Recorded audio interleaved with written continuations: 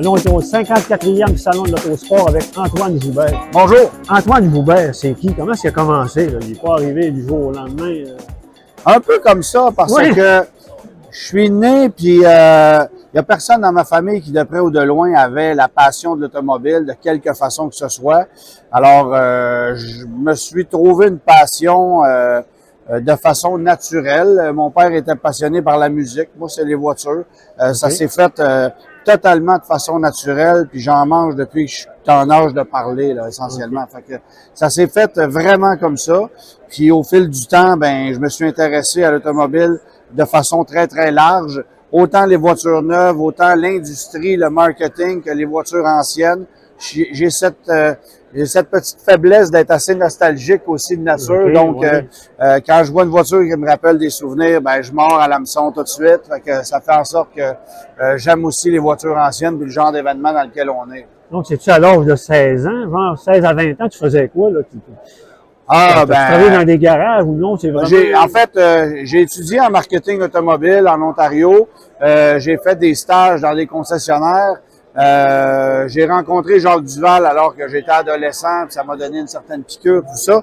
Mais non, ça s'est fait sur le tard. J'ai pas travaillé dans des garages de façon naturelle.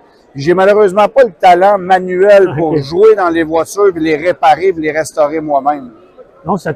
Depuis quel âge à peu près que tu es chroniqueur là, pour essentiellement depuis que je suis sorti de l'école, donc autour de 20-21 ans, j'ai commencé à le faire. C'est sûr que de se bâtir un nom, ça prend du temps.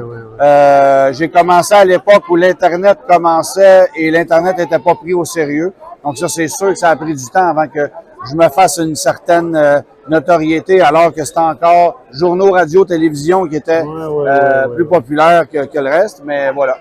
On sait que tu es fort sur le web, tu fais beaucoup de chroniques automobiles. Là, comme tu l'appelles, ta grosse brune, que tu fais des entrevues. Absolument. Celui-là, ça fait combien de temps que tu l'as? Celui-là, je l'ai acheté aux voitures anciennes de Granby en 2016. J'ai fait la route 66 avec en 2018. Aller-retour. Mais c'est une voiture qui était sérieusement abîmée, extrêmement rouillée au niveau structurel, au niveau, elle avait été patchée. T'avais pas peur, non? Non, ben en fait, tu sais, à partir du moment où la mécanique est en ordre, je pensais pas qu'elle était sur le point de casser en deux à ce point-là, là. mais non, elle a roulé, elle a fait son travail, puis essentiellement, ça fait maintenant 8 ans que je l'ai. Et puis là, les gens de CarStar là-dessus m'ont proposé de la remettre en shape, essentiellement. On a vu ça, tu l'as refait au complet, c'est-tu un... c'est vraiment une restauration. Okay. Moi, je ne m'attendais absolument pas à ce que il se lance dans une restauration aussi exhaustive que ça. Parce que ce qu'ils m'ont dit initialement, c'est on va te la remettre propre. Okay. Mais la seule chose qu'ils n'ont pas faite, c'est d'enlever le moteur parce que tout le reste a été vraiment restauré. T'attendais-tu qu'elle allait être aussi, comme on dit, maganée ou... Jamais. Non. Je pense que non. C'est là qu'on fait le saut quand on oui, parce que il y avait des couches d'anti-rouille, de pitch, il y avait plusieurs réparations locales qui avaient été faites, ce qui veut dire que le vrai plancher, on le voyait plus.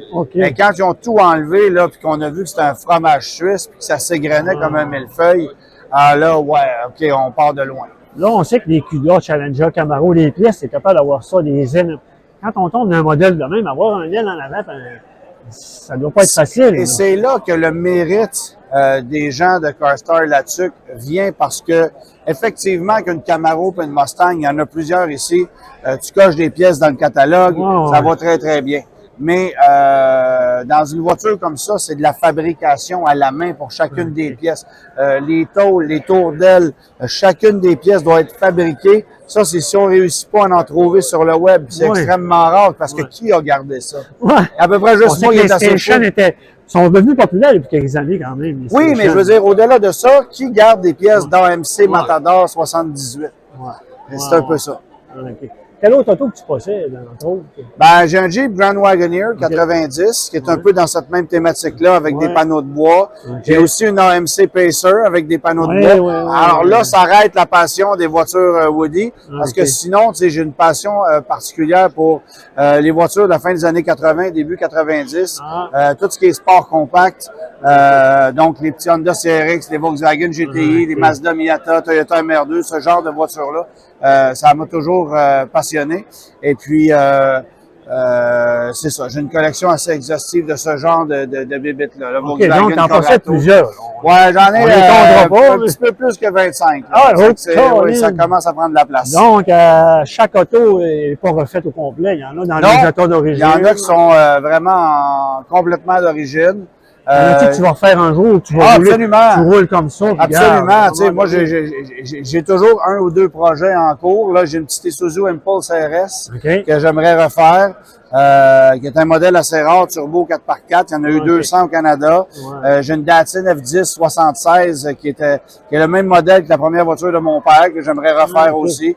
Fait que oui. Mais des fois, je vois des trucs, ça me séduit, je tombe sous le charme. Puis Tu peux arriver quand même peu comme moi. Tu arrives à une place, tu vois un genre d'auto comme ça à vendre, là, tu dis, hey, ça m'en ferait un pour les pièces, non? Ou, ah, tu sais, ben oui, les voitures d'honneur, c'est sûr que ça peut être bien c'est- pratique aussi. Fait que, des fois, c'est pas trop facile à trouver. non, mais- c'est ça. Exactement.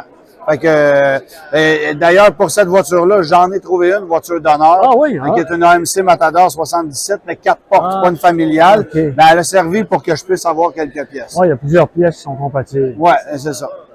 Ah, ben, je te remercie, Antoine. Ben, ça fait Bon grand salon. plaisir. Absolument, vous aussi. Merci.